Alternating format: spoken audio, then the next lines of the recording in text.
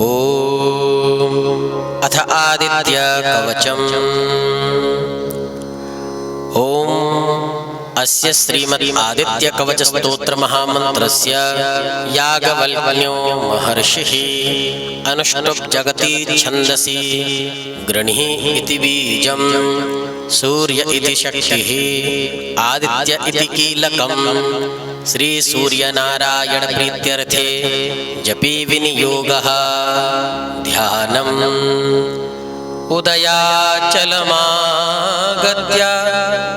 वेदरूपमनामयं तुष्टावपरया भक्त्या बालखिल्यादिभिर्वृतम् देवासुरे सदा वन्द्यं ग्रहैश्च परिवेष्टितं ध्यायन् स्तुवन् पठन् नाम यस्सूर्यकवचं सदा। अथ कवचं गृह्णी पातु शिरोर्देशं सूर्यफालं च पातु मे आदित्यो लोचने पातु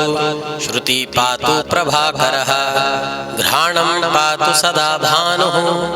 अर्कः पातु मुखं तथा जिह्वां पातु जगन्नाथः कण्ठं पातु विभावसुः स्कन्धौ गृहपतिः पातु भुजौ पातु प्रभाकरः अहस्करः पातु हस्तौ हृदयं पातु भानुमान् मध्यं च पातु सप्ताश्वो नाभिं पातु नभोमणिः द्वादशात्मा कटिं पातु सविता पातु सृक्मिणी उरु पातु सुरश्रेष्ठो जानुनी पातु भास्करः जङ्घे पातु च मार्ताण्डो गलं पातु तुषाम्पतिः पादौ बध्नः सदा पातु मित्रोऽपि शकलं वपुः वेदत्रयात्मक स्वामिन् नारायण जगत्पते अयातयामं तं कञ्चित् वेदरूप प्रभाकरः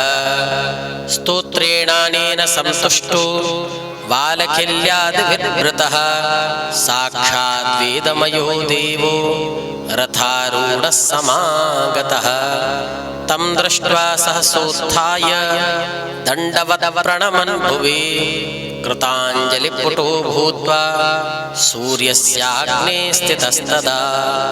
वेदमूर्तिर्महाभागो ज्ञानदृष्टिर्विचार्य च ब्रह्मणः स्थापितं पूर्वं यातयाम विवर्जितं सत्त्वप्रधानं शुक्लाख्यं वेदरूपमनामयं सप्तब्रह्ममयं वेदं सतकर्म ब्रह्मवाचकं मुनिमध्यापयामास प्रथमं सविता स्वयं तेन प्रथमदत्तेन वेदेन परमेश्वरः याज्ञवल्क्यो मुनिश्रेष्ठः कृतकृत्यो भवत्तदा ऋगादिसकलान् वेदान् ज्ञातवान् सूर्यसन्निधौ इदं प्रोक्तं महापुण्यं पवित्रं पापनाशनं यः पठे शृणुयाद्वापि सर्वपापैः प्रमुच्यते